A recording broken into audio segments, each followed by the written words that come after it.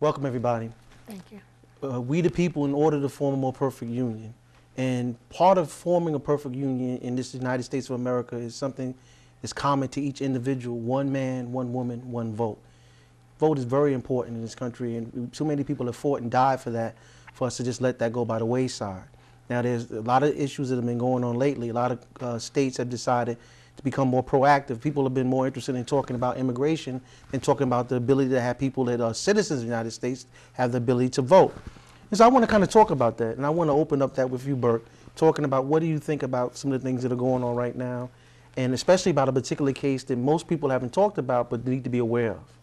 Yeah, well, that particular case was just in Maryland, where the former chief of staff of the Republican governor was busted for violating, this is the first conviction of the Voter Protection Act, wherein it prohibits you sending out phony messages to influence people, to fraudulently influence them not to vote, making up phony statements about, well, in this case, he had robocalls sending out to the minority communities. So people don't know what robocalls is. What does that mean? They just automatic calls that they just call different people that are on the register. So they have a computer system calling people? Yeah, that's right.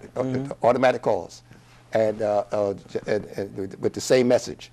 And so he was convicted of, busted for actually sending these calls out, telling people that the vote is over.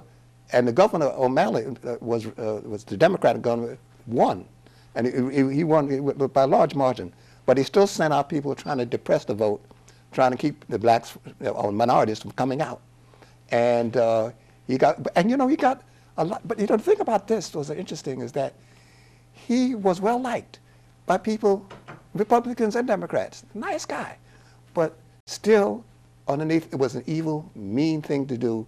And this is the first conviction for that voter protection. And really, what does that say about that, Lorie? I mean, when we keep talking about this idea of voting, and we talked especially to young people, we're trying to reach out to them and tell them how important it is to do it. Does this say something about why voting is so important? Because if it wasn't so important, why would they be trying to stop you from doing it? Exactly. They obviously feel that it's very important to win, and the stakes are very high in terms of once you win, what types of rules and regulations are going to be changed, or types of how things are going to go in the community. And it's interesting that they would do something of that nature, whether or not he's well liked or not, that he would take on advice with, I believe, the gentleman that's next going to trial, who made the suggestions of doing this to begin with, that he would take on suggestions from someone to do something like this, because it's definitely underhanded. And while they tried to use the argument that freedom of speech was the basis as to why they should be able to do something like this, they very clearly had to know that if you're sending out incorrect information and misrepresenting the situation, that it's basically fraud. So basically, to tell everybody what happened in the state of Maryland, there was a gubernatorial election, right? Yep. And they had calls that were going out telling black voters or communities of color that they didn't need to go out and vote because the governor, OMalley, was way ahead, and they didn't need to vote. And so, part of this whole philosophy that, the states are looking at voters' rights and making determinations about these new laws that are coming into effect to restrict people from voting, with these new voter ID laws and things like that. When you look at these type of situations again, and when you go back and we look at history, Bert, we look at what happened in Florida, we look at what happened in Ohio, we looked at what happened in other states. What should we be doing? Should we be more proactive in terms of protecting our votes? That's an excellent question, because who's the we? The we in this case of just today, yesterday, Eric Holder, the Attorney General, just came out, and he really says he's taking a stand against all these laws that were passed, and some are going to go to the Supreme Court. The laws restricting blacks from voting, minorities from voting. You have to have ID cards that they just did a study. 25% of blacks do not have the ID necessary, but that they're now requiring to get you to vote, for you to be permitted to vote, and Hispanics 16%. So this is a serious assault that they've been planning for a long time.